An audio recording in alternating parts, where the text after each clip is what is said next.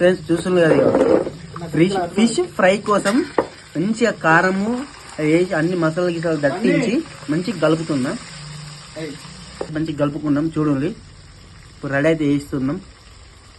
ఇదిగో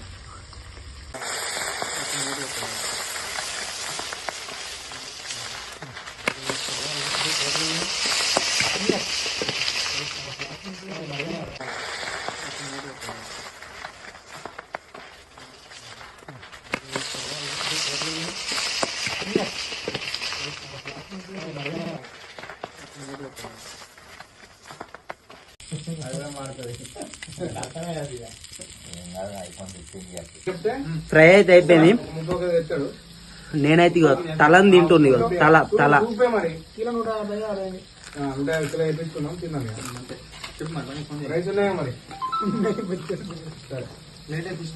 సూపర్.